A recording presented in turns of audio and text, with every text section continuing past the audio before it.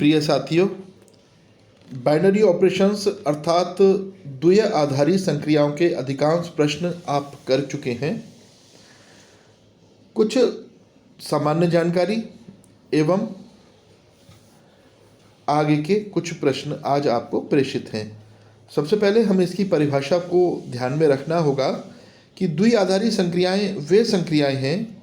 अब संक्रिया शब्द से तो आप नहीं चौंक रहे होंगे, आपकी समझ में आ गया होगा। नॉर्मल प्रोसेस या प्रक्रिया को ही संक्रियाएं कहते हैं, जिन्हें किसी समुच्चय के दो अवयवों पर करने से प्राप्त अवयव भी, देखिए जो वर्ड है ना, किसी समुच्चय के दो अवयवों पर करने से प्राप्त अवयव भी, यानी इनपुट और आउटपुट।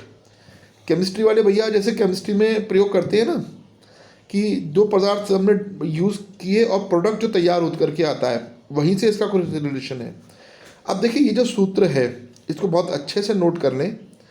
यदि किसी समुच्चय में, समुच्चय ए में कोई समुच्चय है ए, उसके अंदर n अवयव हैं, तब द्विआधारी संक्रियाओं की कुल संख्या n की घात n स्क्वायर होगी। ये बहुत इंपॉर्टेंट प्रश्न है, किताब में नहीं है, लेकिन इससे रिलेटेड प्रश्न आते हैं और ये कंपटीशंस में भी आते हैं और आपके विविध प्रश्नावली में भी एक प्रश्न है।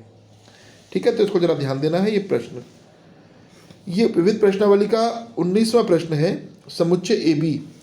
अब जैसे ये आपका था समुच्चय ए में n अवयव, तो यहाँ पर ए और बी दो अवयव हैं। ठीक, तो अब ये सूत्र हो गया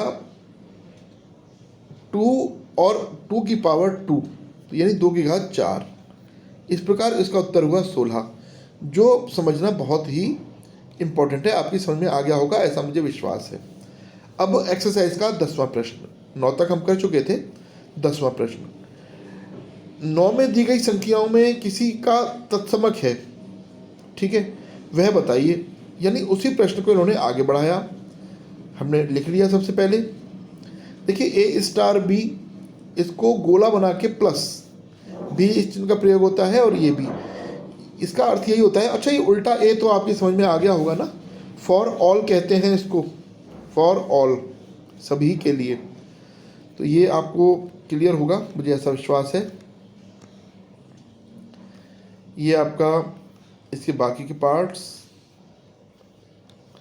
ये मैं आपको सिर्फ दिखा इसलिए रहा हूँ कि करने आपको खुद हैं और चीज़ें वही हैं, सब छोटी छोटी, और मानकर ऐसे ही लिखा जाता है। ठीक है, इसलिए मैं आपको इसको केवल दिखा रहा हूँ ताकि आप इसे आराम से अपनी कॉपी में करें। 1-2 बार जब करेंगे, पढ़ेंगे, तो आपकी समझ में आएगा।